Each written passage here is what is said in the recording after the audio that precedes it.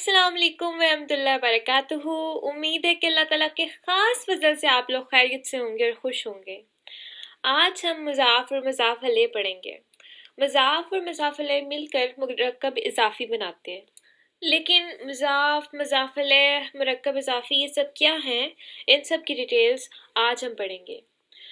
तो जब दो इस्मा का ऐसा मुरक्कब बने जिसमें एक इस्म को दूसरे इस्म के साथ निस्बत दी जाती हो, तो उस मुरक्कब को हम मुरक्कब इज़ाफ़ी कहते हैं। यानी कि उसमें एक इस्म का दूसरे इस्म के साथ ताल्लुक़ कायम किया जाता है और इसे हम मुरक्कब इज़ाफ़ी कहते हैं। और जिस इस्म को निस्बत दी जाती है उसे हम मज़ाफ़ कहते हैं, और जिस इस्म की तरफ से निस्बत दी जाती है वो मुज़ाफ़ अलैह कहलाता है। इस स्लाइड में आपको एक चार्ट नज़र आ रहा है जिसमें मुज़ाफ़ और मुज़ाफ़ अलैह की प्रॉपर्टीज़ को बहुत अच्छे से एक्सप्लेन किया गया है। अब जैसे कि हमने अभी ये चीज़ सीखी है कि जिस इस्म को निस्बत दी जाती है उसे हम मुज़ाफ़ कहते हैं। अब यहाँ पे आप देख सकते हैं एग्ज़ाम्पल, किताबु बिलालिन, यानी कि बिलाल की किताब। अब किताब जो है उसको बिलाल की तरफ उसका ताल्लुक़ जो है बिलाल के साथ कायम किया जा रहा है, तो इसमें किताब जो है वो मुज़ाफ़ है और बिलाल जो है वो मुज़ाफ़ अलैह है। अब मुज़ाफ़ की प्रॉपर्टीज़ में ये चीज़ सीखी जाती है कि मुरक्कब में जो इस्म भी मुज़ाफ़ बन रहा होता है ना, उसके शुरू में ना तो अल होगा और ना ही उसके आखिर में हमें तनवीन मिलेगी, और वह किसी तरह से भी एंड कर सकता है, और उसके अलावा वो हमेशा मारफा होगा, वो नकरा नहीं होगा कभी भी। और अगर मुज़ाफ़ तस्निया या जमा होगा तो उसका जो नून इराबी है वो गिर जाएगा, यानी कि नून इराबी से मुराद जो तस्निया या जमा में उसका जो नून होता है वो है। तो अगर उस पर वो जमा या तस्निया में वो होगा तो उसका नून जो है वो गिर जाएगा। इसके अलावा जो मुज़ाफ़ अलैह है वो हमेशा मजरूर होगा, यानी कि उसका आखिरी हर्फ जो है उस पर कसरा मिलेगी हमें हमेशा। इसके अलावा उसके आखिर में तनवीन भी आ सकती है, उसके शुरू में अल भी आ सकता है, यानी कि वो नकरा या मारफा दोनों में से हो सकता है। और जब कुरान मजीद में हम तर्जमा कर रहे होते हैं मुज़ाफ़ मुरक्कब इज़ाफ़ी का, तो हमेशा तर्जमा करते वक्त मुज़ाफ़ अलैह जो है उसका हम पहले तर्जमा करेंगे और मुज़ाफ़ का बाद में तर्जमा किया जाता है। ये तो होगी इनकी प्रॉपर्टीज़। अब हम इनकी एक एग्जांपल लेते हैं। अब ये जो स्लाइड है इसमें आपको नज़र आ रहा है कि डिफरेंट तरीके से लिखा गया है दो अस्मा को, लेकिन हम कब उसको मुरक्कब कह सकते हैं, मुरक्कब इज़ाफ़ी कह सकते हैं। जो फर्स्ट एग्जांपल है उसमें लिखा हुआ है किताबुन बिलालिन।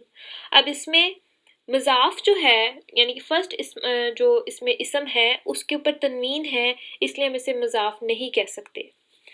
जो सेकंड एग्जांपल है उसमें अल किताबु बिलालिन लिखा हुआ है, तो जो फर्स्ट इसम इस एग्जांपल में है उसके शुरू में अल आ गया है, इसलिए हम उसे मुज़ाफ़ नहीं कह सकते। अब जो थर्ड एग्जांपल इधर लिखी हुई है वो है किताबु बिलालुन। अब हमने अभी पढ़ा था कि जो मुज़ाफ़ अलैह है वो हमेशा मजरूर होगा, तो यहाँ पे ये मरफू है तो इसलिए ये मुज़ाफ़ अलैह नहीं होगा, इसलिए ये मुरक्कब इज़ाफ़ी नहीं बनेगा। जो फोर्थ एग्जांपल है इसमें किताबु बिलालन लिखा हुआ है, और इसमें जो दूसरा इसम है वो मंसूब है, और मुज़ाफ़ अलैह में जो दूसरा इसम है वो मंसूब नहीं हो सकता, वो हमेशा मजरूर होगा, इसलिए ये भी गलत है। अब जो लास्ट एग्जांपल है उसमें हमने देखा किताबु बिलालन लिखा हुआ है, यानी कि इसमें जो अभी हमने मुज़ाफ़ और मुज़ाफ़ अलैह की प्रॉपर्टीज़ पढ़ी हैं वो पूरी उतर रही हैं, तो इसलिए हम इसको मुज़ाफ़ मुरक्कब इज़ाफ़ी कह सकते हैं। इसमें जो मुज़ाफ़ है उसके शुरू में ना तो अल है ना ही इसके आखिर में तनवीन है, और ये जो है ये इसम नकरा भी नहीं है, और बिलालिन जो है ये मजरूर है, और जो भी प्रॉपर्टीज़ हमने मुज़ाफ़ अलैह की पढ़ी हैं उसके ऊपर पूरा उतर रहा है, इसलिए ये मुरक्कब इज़ाफ़ी कहलाएगा।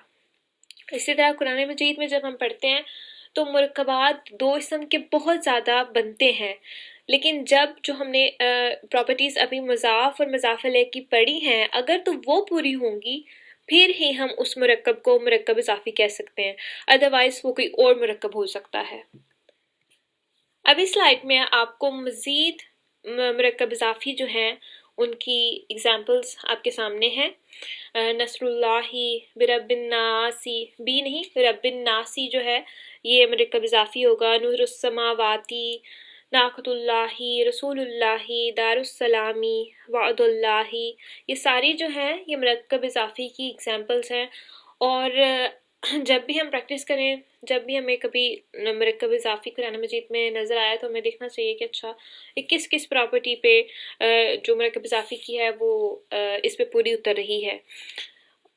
اور اسی طرح ہم اس کی جو پراپرٹیز ہیں اس کو یاد کر سکتے ہیں.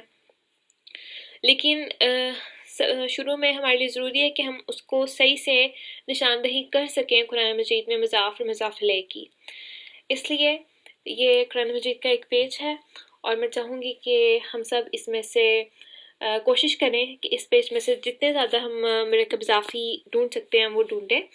آپ اس ویڈیو کو پاز کریں پلیز اور اس میں سے مرکب اضافی ڈھونڈیں.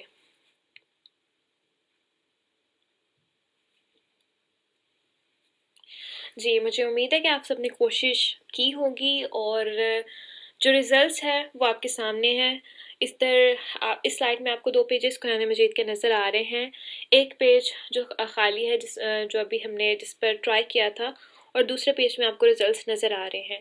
اس میں جو بھی گرین مارکڈ ہیں وہ سارے مرکب اضافی ہیں، جیسے ربہم، قلوبہم، سمعہم، ابصارہم، یہ سارے جو ہیں یہ مرکب اضافی ہیں. لیکن اسی میں نے کچھ کو پرپل کلر دیا ہے یہ بتانے کے لیے، جیسے کہ عذاب النظیم، الیوم الاخری، عذاب علیم، یہ دونوں بھی مرکب تو ہیں اسم کے، لیکن یہ مرکب اضافی نہیں ہے.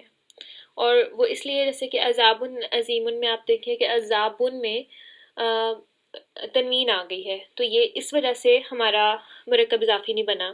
الیوم الاخری میں ہم دیکھیں تو اس میں جو فرسٹ اسم ہے اس میں ال آ گیا ہے، اس لیے یہ مرکب اضافی نہیں ہوگا. جب ہم فرسٹ جو مضاف ہے اس کی پراپرٹیز کو دیکھ کے اگر ہم یہ پہچان کر لیں کہ ہاں یہ مضاف نہیں ہے تو مضاف علیہ کی ہمیں جو ہے وہ دیکھنے کی ضرورت نہیں پڑے گی. جہاں ہمیں مضاف نظر آئے گا وہاں اوبویسلی اگلا جو اس کا اسم ہے وہ مضاف علیہ ہی ہوگا.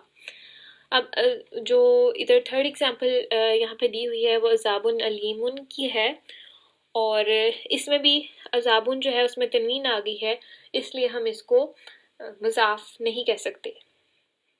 اسی طرح قرآن مجید کے ہر پیج پہ ہمیں بہت سے مرکبات دیکھنے کو ملتے ہیں، لیکن ہر مرکب کی اپنی ایک پہچان ہوتی ہے، اور اس کی پہچان کو جیسے ہم اس کی خصوصیات کو، اس کی پہچان کو پڑھیں گے، سیکھیں گے تو ہمارے لیے تبھی آسان ہوگا کہ ہم اسے پہچان سکیں کہ اچھا یہ کون سا مرکب ہے، یہ کون سی چیز ہے. اس پیج میں جو پرپل کلر سے مارک کیے ہوئے مرکبات ہیں وہ کون سے ہیں، اس کی ڈیٹیلز بھی انشاءاللہ ہم ضرور پڑھیں گے. اور مجھے امید ہے کہ آپ کو مرکب اضافی جو ہے اس کی اچھی سمجھ آ گئی ہوگی. اس کے بارے میں جتنی انفارمیشن میرے پاس تھی، جتنی میں آپ سے شیئر کر سکتی تھی میں نے کی ہے.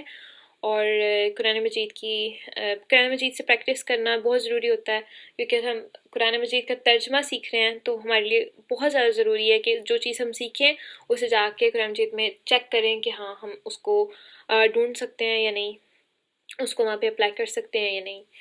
تو اسی سے ہماری جو ریویژن ہوتی ہے، پریکٹس ہوتی ہے، وہ بہترین ہو جاتی ہے.